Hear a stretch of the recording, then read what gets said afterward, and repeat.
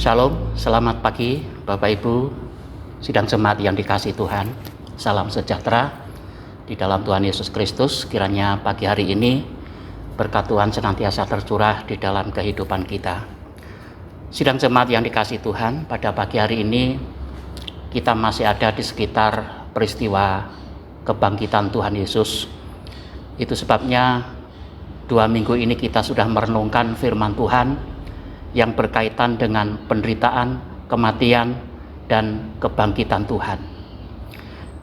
Saudara-saudaraku yang dikasihi Tuhan, pada pagi hari ini kita akan merenungkan satu tema, yaitu tentang mengerjakan misi keselamatan kekal. Mari kita bersama-sama kita akan membaca firman Tuhan yang mendasari kebenaran firman Tuhan pada pagi hari ini, yang saya ambil dari kitab Injil Lukas pasal yang ke-19 ayat 28 sampai ayat yang ke-38. Kitab Injil Lukas pasal 19 ayat 28 sampai pada ayat yang ke-38. Demikian saya bacakan, Bapak Ibu menyimak di Alkitab masing-masing. Firman Tuhan berkata, dan setelah mengatakan semuanya itu, Yesus mendahului mereka dan meneruskan perjalanannya ke Yerusalem. Ketika ia telah dekat Betfage dan Betania yang terletak di gunung yang bernama Bukit Zaitun, Yesus menyuruh 2 orang muridnya dengan pesan, pergilah ke kampung yang di depanmu itu. Pada waktu kamu masuk di situ, kamu akan mendapati seekor keledai muda tertambat yang belum pernah ditunggangi orang. Lepaskanlah keledai itu dan bawalah kemari. Dan jika ada orang bertanya kepadamu, mengapa kamu melepaskannya? Jawablah begini, Tuhan memerlukannya. Lalu pergilah mereka yang disuruh itu, dan mereka mendapati segala sesuatu seperti yang telah dikatakan Yesus. Ketika mereka melepaskan keledai itu, berkatalah orang yang empunya keledai itu, mengapa kamu melepaskannya keledai itu? Kata mereka, Tuhan memerlukannya. Mereka membawa keledai itu kepada Yesus, lalu mengalasinya dengan pakaian mereka dan menolong Yesus naik ke atasnya. Dan sementara Yesus mengendarai keledai itu, mereka menghamparkan pakaiannya di jalan. Ketika ia dekat Yerusalem, di tempat jalan menuju dari Bukit Zaitun, mulailah semua murid yang mengiringi dia bergembira dan memuji Allah dengan suara nyaring oleh karena segala mukjizat yang telah mereka lihat. Kata mereka, diberkatilah dia yang datang sebagai Raja dalam nama Tuhan, damai sejahtera di sorga dan kemuliaan di tempat yang maha tinggi. Saudara, pembacaan yang kedua saya ambil dari kitab Injil Markus.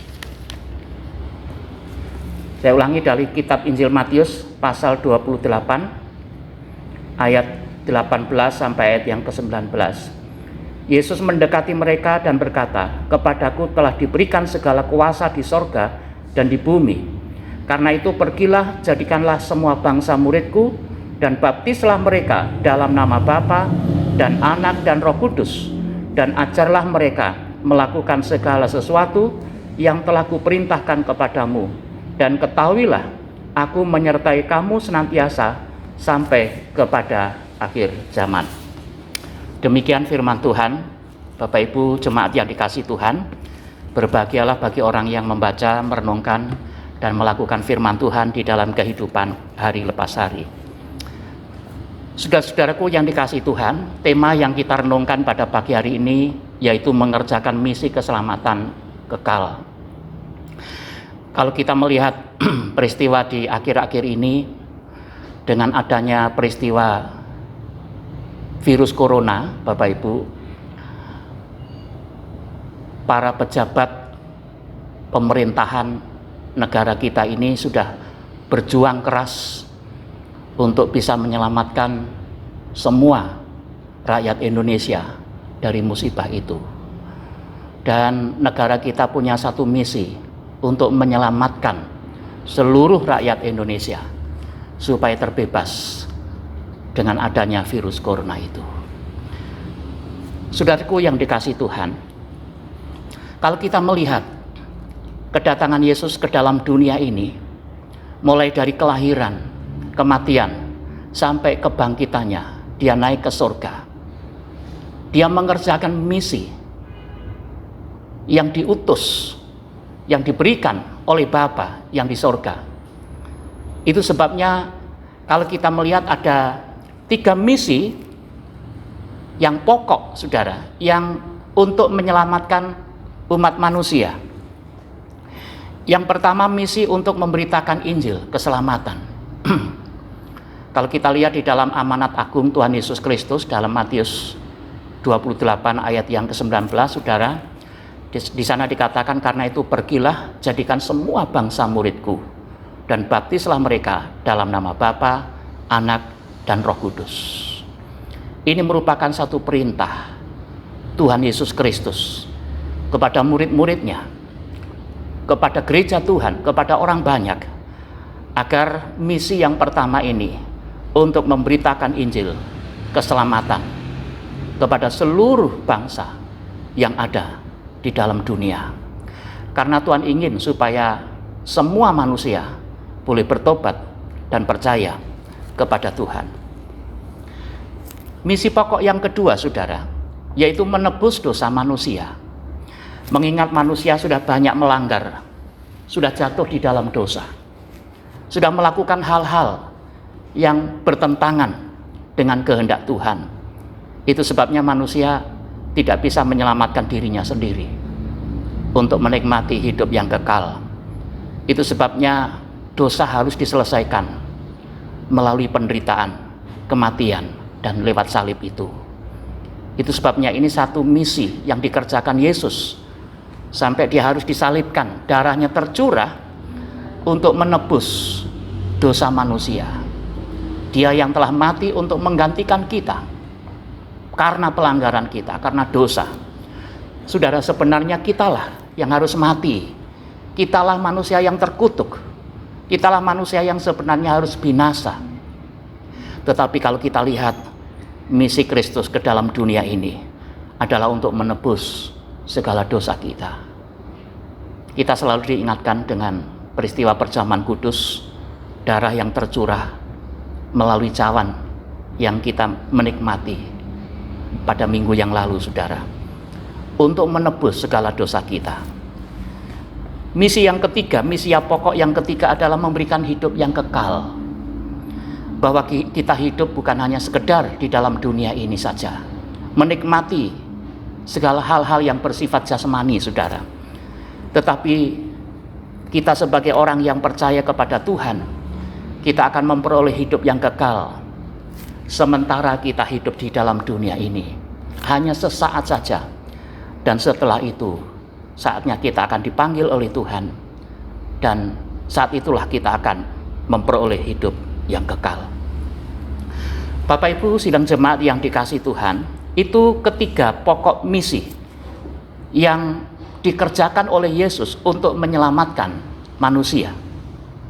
Saudaraku yang kasih Tuhan, kalau kita melihat di dalam pembacaan firman Tuhan dari kitab Injil Lukas pasal 19 ayat 28 sampai ayat yang ke-38, saudara, ini satu perjalanan Yesus pada waktu masuk di kota Yerusalem.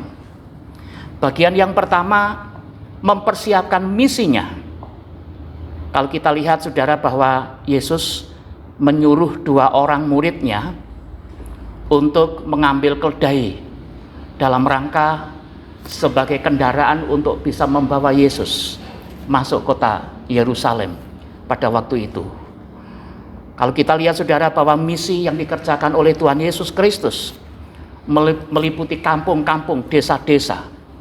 Dan kita lihat, saudara, bahwa seekor keledai yang terikat, Tuhan menyuruh kedua muridnya untuk melepaskan. Dan kalau kita lihat, saudaraku yang dikasihi Tuhan, di dalam kebenaran firman Tuhan ini Kalau kita membaca di dalam ayat yang ke-33, ketika mereka melepaskan keledai itu, berkatalah orang yang empunya keledai itu, "Mengapa kamu melepaskan keledai itu?" Kata mereka, "Tuhan memerlukan." Sang pemilik keledai ini merelakan bahwa keledainya dipakai oleh Tuhan Yesus dalam menjalankan misinya untuk masuk ke kota Yerusalem. Bapak Ibu jemaat yang dikasihi Tuhan, karena Tuhan memerlukan, karena Tuhan yang memerlukan. Kalau kita melihat di dalam kebenaran firman Tuhan ini, bahwa Tuhan berkuasa terhadap apapun yang ada di dalam dunia ini. Kalau kita lihat peristiwa-peristiwa di dalam Alkitab, Tuhan juga bisa memakai binatang-binatang, memakai alam, pohon-pohonan, dan semua makhluk yang ada di bumi. Karena ini adalah bentuk otoritas Yesus terhadap alam semesta ini, termasuk keledai ini. Karena apa? Kalau kita melihat di dalam kebenaran firman Tuhan bahwa semua yang ada di dalam dunia ini adalah milik Allah.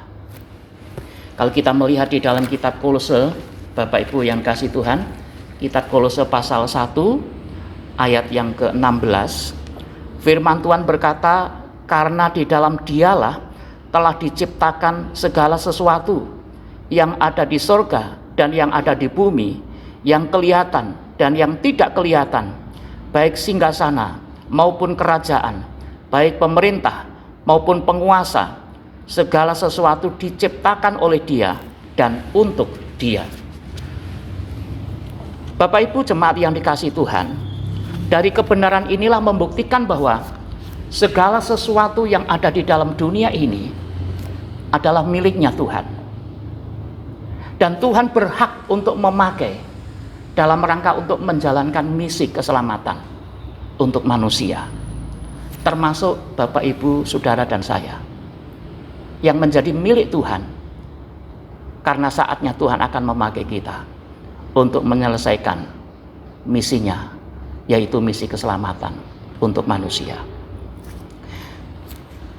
Saudara-saudaraku yang dikasihi Tuhan, kalau kita melihat di dalam kebenaran firman Tuhan ini, mengapa Tuhan membutuhkan, memerlukan keledai ini, saudara? Mengapa Tuhan juga membutuhkan dua orang yang disuruh Yesus melepaskan keledai itu? Ini berbicara sama dengan kita, saudara, dalam menjalankan misi keselamatan yang kekal di dalam dunia ini. Maka Tuhan memerlukan gereja Tuhan, maka Tuhan memerlukan kita, orang-orang yang percaya kepada Tuhan, karena kita adalah miliknya Allah. Kita yang telah diciptakan oleh Tuhan, kita yang telah ditebus, kita yang telah diurapi dengan kuasa Tuhan, dipersiapkan sebagai alat, sebagaimana keledai yang memang sudah dipersiapkan, dipakai sebagai sarana untuk menjalankan misi keselamatan pada waktu Yesus masuk kota Yerusalem pada waktu itu. Karena Tuhan memerlukannya. Sidang jemaat yang dikasihi Tuhan, bagian yang pertama ini bahwa Tuhan mempersiapkan misinya dalam rangka untuk keselamatan yang kekal bagi manusia. Tidak saja Yesus yang mengerjakan, bukan hanya khusus hamba-hamba Tuhan, para pendeta, para majelis, tetapi kita semua orang-orang yang percaya kepada Tuhan, yang menjadi milik Kristus. Maka Tuhan ingin memakai kita sebagai sarana, sebagai alat, sebagai media untuk keselamatan yang kekal. Itu sebabnya di dalam amanat agung Tuhan Yesus Kristus, di dalam Injil Matius pasal 28 ayat yang ke-19. Karena itu pergilah, jadikanlah semua bangsa muridku, dan baptislah mereka dalam nama Bapa, Anak, dan Roh Kudus. Bapak Ibu jemaat yang dikasihi Tuhan, pada pagi hari ini Tuhan mempercayakan kepada kita, supaya kita juga dipersiapkan oleh Tuhan untuk menjadi alat Tuhan. Karena kita dipanggil bukan saja untuk kita hanya dilayani, menikmati berkat untuk kesenangan duniawi, saudara. Tetapi Tuhan telah memanggil kita juga sebagai alat, sebagai sarana dipakai oleh Tuhan untuk menjalankan misi keselamatan hidup yang kekal. Saudara, sebenarnya kita walaupun sebagai orang-orang yang penuh dengan keterbatasan, tetapi Tuhan ingin memakai kita dari keterbatasan itu, dari ketidakmampuan itu. Maka Tuhan memperlengkapi kita sebagai orang yang percaya dengan karunia, dengan potensi, dengan kekuatan dan kemampuan yang datang daripada Tuhan. Itu sebabnya Bapak Ibu jemaat yang dikasihi Tuhan, perlu kita belajar untuk kita memiliki sikap pengorbanan, untuk menghormati dan menyambut Yesus dengan gembira. Maka kalau kita melihat di dalam firman Tuhan ini, di dalam ayat yang ke-37, ketika ia dekat Yerusalem, di tempat jalan menurun dari Bukit Zaitun, mulailah semua murid yang mengiringi dia bergembira dan memuji Allah dengan suara nyaring oleh karena segala mujizat yang telah mereka lihat. Kata mereka, diberkatilah dia yang datang sebagai raja dalam nama Tuhan, damai sejahtera di sorga dan kemuliaan di tempat yang maha tinggi. Ini satu bukti Bapak Ibu yang dikasihi Tuhan. Pada waktu Yesus masuk kota Yerusalem, dia rindu supaya Yerusalem ini sebagai tempat peribadatan. Yerusalem ini sebagai tempat di mana orang-orang berkumpul untuk menyembah, untuk memuji dan mengagungkan nama Tuhan. Kota yang indah, kota yang mengagumkan sebagai kota pusat peribadatan bagi orang-orang Yahudi pada waktu itu. Tetapi sekali saat bahwa kota Yerusalem akan dihancurkan. Itu sebabnya di dalam ayat berikutnya, di dalam firman Tuhan ini, mengapa Yesus harus menangisi kota Yerusalem. Saudara-saudaraku yang dikasihi Tuhan, pada pagi hari ini mari kita melihat lebih jauh bahwa kita dipanggil oleh Tuhan dengan satu tugas tanggung jawab kita, yaitu untuk kita melayani Tuhan, mengerjakan misi keselamatan yang kekal. Kalau kita lihat di sekitar kita masih banyak saudara-saudara kita yang masih belum kenal Tuhan, yang belum percaya kepada Tuhan. Mari kita sebagai gereja Tuhan, sebagai orang-orang yang telah ditebus, yang telah dipanggil untuk menjadi alat Tuhan, kita diperlengkapi dengan anugerah Tuhan, dan kita dipakai menjadi satu sarana, alat yang indah di mata Tuhan, yaitu untuk mengerjakan misi keselamatan yang kekal. Itu ada di pundak kita masing-masing sebagai orang yang percaya.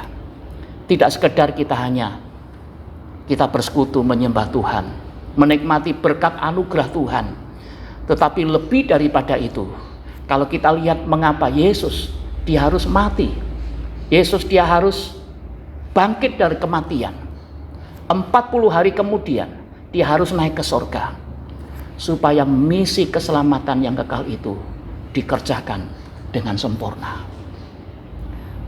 Saudara-saudaraku yang dikasihi Tuhan, mari kita melihat bagian yang kedua, saudara. Misi yang dikerjakan oleh Tuhan Yesus harus dikerjakan dengan sukacita dan disambut dengan bergembira, sebagaimana banyak orang pada waktu itu berkorban, pakaian mereka dihantarkan di jalan dan dilewati oleh Tuhan Yesus. Ada satu sukacita yang luar biasa. Di dalam kebenaran firman Tuhan ini dikatakan di dalam ayat yang sudah kita baca tadi, mulailah semua murid-murid yang mengiringi dia bergembira dan memuji Allah dengan suara nyaring oleh karena segala mujizat yang telah mereka lihat. Kata mereka, diberkatilah dia yang datang sebagai raja dalam nama Tuhan, damai sejahtera di sorga dan kemuliaan di tempat yang maha tinggi. Ini satu sukacita yang luar biasa.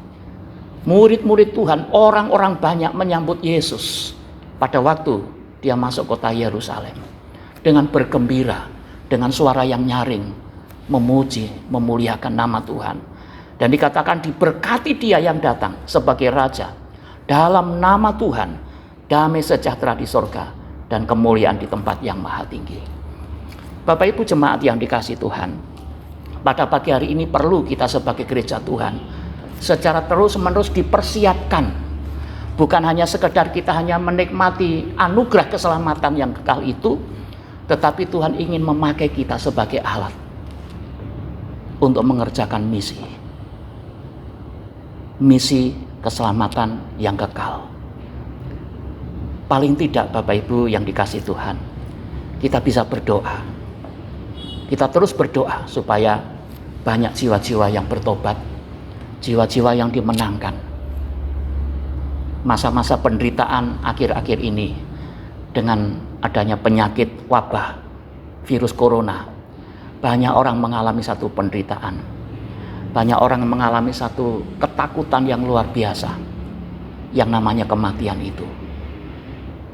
Mari kita bersama-sama kita terus berdoa.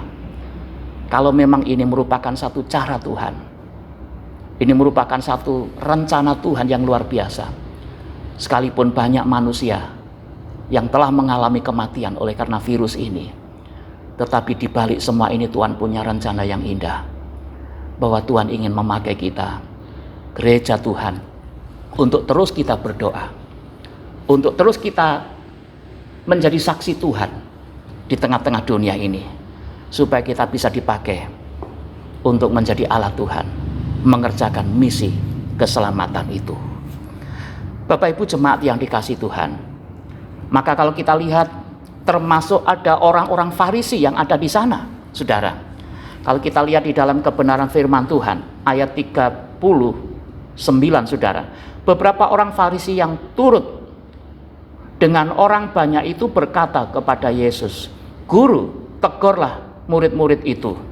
Jawabnya, "Aku berkata kepadamu, jika mereka ini diam, maka batu ini akan berteriak."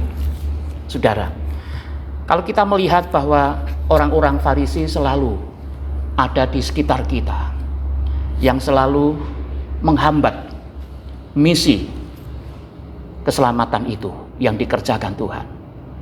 Tetapi bagaimanapun Tuhan bisa memakai batu, bisa berteriak, batu bisa memuji memuliakan nama Tuhan. Artinya Bapak Ibu yang kasih Tuhan, Tuhan bisa memakai apa saja yang ada di dalam dunia ini. Semua ciptaan Tuhan dipakai sebagai alat untuk menjalankan misi keselamatan. Apalagi kita sebagai murid-murid Tuhan, kita sebagai gereja Tuhan, sebagai orang-orang yang percaya kepada Tuhan. Mari Bapak Ibu yang dikasih Tuhan, setelah kita memperingati penderitaan, kematian, dan kebangkitan Tuhan, peristiwa Paskah pada minggu yang lalu, saudara. Tetapi ada satu pekerjaan yang Tuhan kerjakan di dalam hidup kita, yaitu supaya kita rela menjadi alat yang dipakai Tuhan untuk mengerjakan misi keselamatan yang kekal bagi manusia.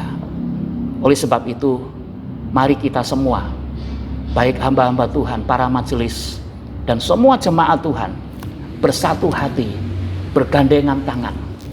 Mari kita maju bersama-sama. Kita menjadi saksi Tuhan. Kita memberitakan tentang kebenaran. Kita memberitakan tentang Yesus Kristus. Dia sebagai Raja. Dia sebagai kepala gereja kita. Dia yang agung. Dia yang maha tinggi. Dia sebagai Raja di atas segala raja. Dia terus-menerus mengerjakan misinya.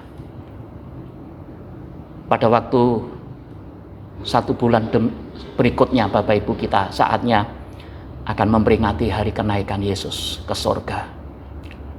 Dan tugas ini dipercayakan kepada kita sebagai gereja Tuhan untuk menjalankan misi sebagai orang-orang yang percaya kepada Tuhan. Saudaraku yang kasih Tuhan, mengapa Yesus memanggil murid-muridnya dan diberikan gelar sebagai rasul, supaya murid-murid Tuhan ini terlibat langsung di dalam pekerjaan Tuhan, terlibat langsung di dalam misi kerajaan sorga itu, supaya murid-murid Tuhan juga memiliki beban tugas, tanggung jawab seperti yang dialami oleh Yesus. Ada keterlibatan di dalam pekerjaan Tuhan.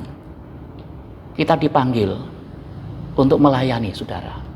Kita semua, tidak hanya hamba-hamba Tuhan saja, tetapi kita semua jemaat Tuhan, orang-orang percaya, gereja Tuhan, tugas kita dipanggil adalah untuk melayani. Melayani adalah satu pekerjaan yang mulia, yang mendatangkan kemuliaan bagi Tuhan. Itu sebabnya jadikan diri kita sebagai seorang hamba yang siap dan rela melayani. Karena kalau kita lihat bahwa misi keselamatan yang kekal ini terus-menerus dikerjakan oleh Tuhan dan dilanjutkan oleh gereja Tuhan sebagai orang-orang yang percaya kepada Tuhan. Sidang jemaat yang dikasihi Tuhan, pada pagi hari ini setelah kita merayakan Paskah, apakah tugas kita sudah selesai? Tidak, saudara.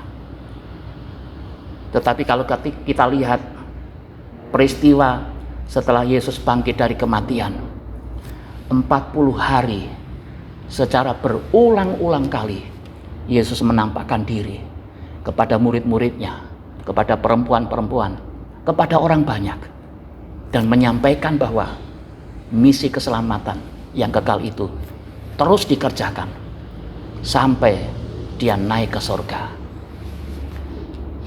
Sidang jemaat yang dikasihi Tuhan, pada pagi hari ini bukan sekedar bahwa perayaan Paskah sudah selesai lalu berhenti sampai di sini, tetapi tugas kita ini terus berlanjut di dalam tugas kita melayani Tuhan. Kerjakan yang terbaik bagi Tuhan.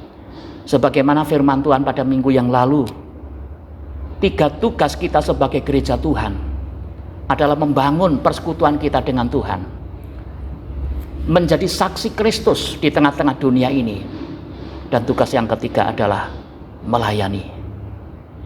Ketika tugas inilah Bapak Ibu yang dikasihi Tuhan, yang mendasari, yang membuat kita lebih semangat di dalam kita mengerjakan misi keselamatan yang kekal. Keselamatan kekal yang dikerjakan Tuhan belum selesai. Itu ada di pundak kita masing-masing. Itu ada di dalam hati kita. Itu ada di dalam tindakan kita. Mari kita bersama-sama melangkah. Kiranya kuasa kebangkitan Kristus itulah yang memberikan semangat, yang memberikan dorongan untuk kita maju bersama dengan Tuhan. Sekalipun banyak tantangan, banyak hambatan yang harus kita hadapi Bapak Ibu, tetapi jangan patah semangat, jangan lemah.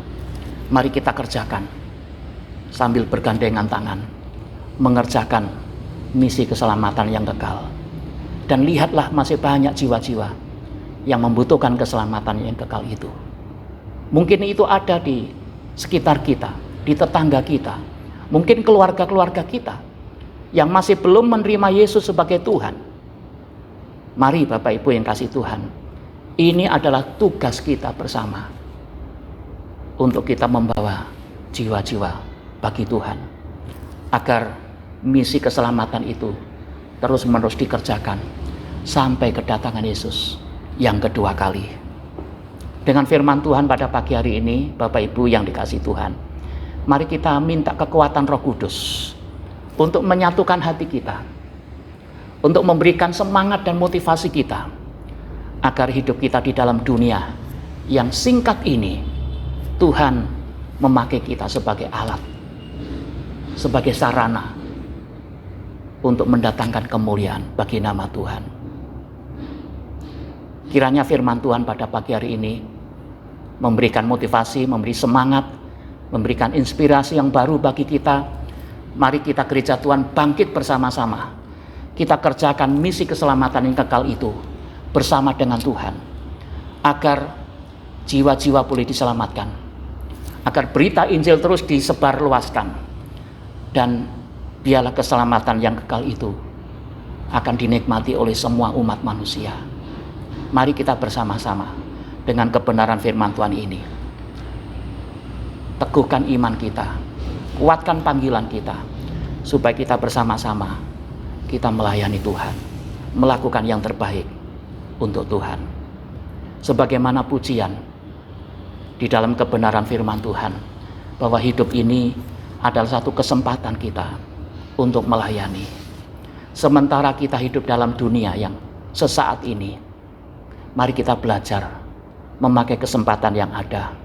Waktu kita sudah tidak banyak lagi di dalam dunia ini. Mari kita memakai waktu yang ada, yang singkat ini, untuk kita tetap bersama-sama gereja Tuhan mengerjakan misi keselamatan itu. Kiranya Roh Kudus membangkitkan semangat kita. Roh Kudus memberikan hikmat kepada kita masing-masing. Roh Kudus memberikan urapan yang baru kepada kita, untuk kita bisa menyelesaikan tugas misi keselamatan yang kekal, menjangkau semua umat manusia untuk memperoleh anugerah keselamatan yang kekal. Kiranya Tuhan memberkati firman Tuhan. Kiranya Tuhan memberkati Bapak Ibu jemaat sekalian. Mari kita tundukkan kepala sejenak dan kita berdoa. Mari kita satukan hati, kita berdoa. Bapa kami yang di sorga, Engkaulah sebagai kepala gereja kami. Engkau gembala yang baik. Kami bersyukur kalau pada pagi hari ini sejenak kami merenungkan kebenaran firman Tuhan. Sebagaimana Tuhan mengerjakan misi keselamatan yang kekal itu. Itu sebabnya Tuhan, pakailah kami Tuhan sebagai alat-Mu untuk menjadi pemenang bagi jiwa-jiwa. Pakailah kami sebagai alat untuk memberitakan kebenaran firman Tuhan dimanapun kami berada. Sebagaimana firman Tuhan, bahwa Tuhan memerlukan. Kami percaya bahwa Tuhan juga membutuhkan kami, gereja Tuhan. Membutuhkan gereja Tuhan, membutuhkan hamba-hamba Tuhan. Orang-orang yang percaya kepada Tuhan sebagai alat yang dipakai Tuhan untuk mengerjakan misinya keselamatan itu, sehingga menjangkau banyak jiwa.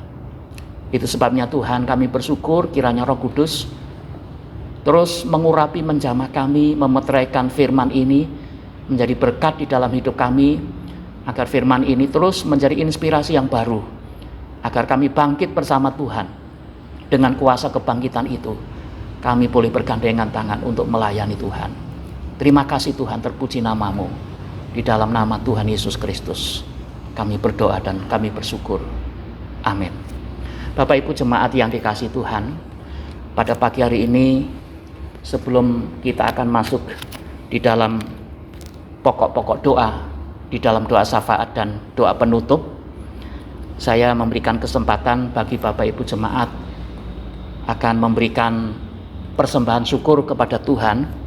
Dan yang mungkin ada Bapak Ibu yang akan mengembalikan berkat persepuluhan kepada Tuhan, saya berikan kesempatan pada pagi hari ini sambil memuji Tuhan dengan satu pujian masing-masing yang sudah mempersiapkan di keluarga masing-masing. Saya persilahkan sambil memberikan persembahan syukur kita kepada Tuhan. Kiranya Tuhan memberkati. Amin.